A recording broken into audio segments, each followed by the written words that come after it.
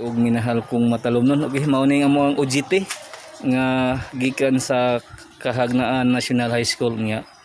Humana man sila, mao ning ilang message dire sa accounting department. Good afternoon, guys. So ako di ay si name pa mi Espelanyo. I'm one of the work immersion student there in Municipal Accounting Department. I am so thankful to have you, Sir Francisco Junior Pepe, also known as Sir Iko.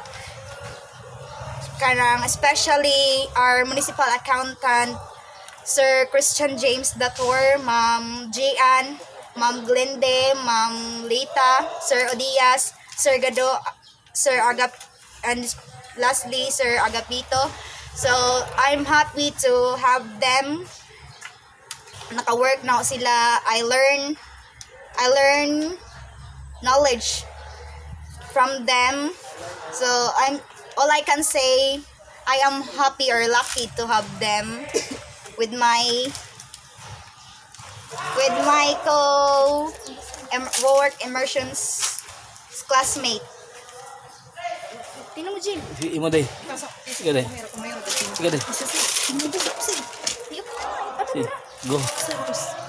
Sige, diretso na. Sige. Ipailay na sa Si. So, ayang lodyaw kadawa na ba work immersion students. So, in my 2 weeks work immersion at accountancy ward, I am grateful for the chance to work alongside a professional.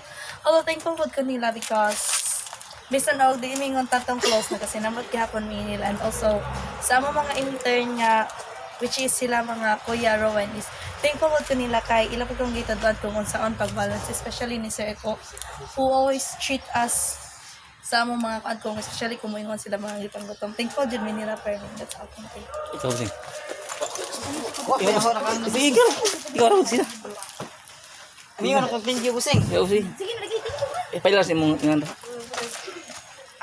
Ako dahil si Joel Integro nga usa ka work immersion nga nagpasalamat jud ko nako nga gi kuan mi nila og kanang tarong ba kanang gi adyo og atiman kanang bahin sa trabaho gitadluan mi og unsaon pagbuhat sa mga buhatonon.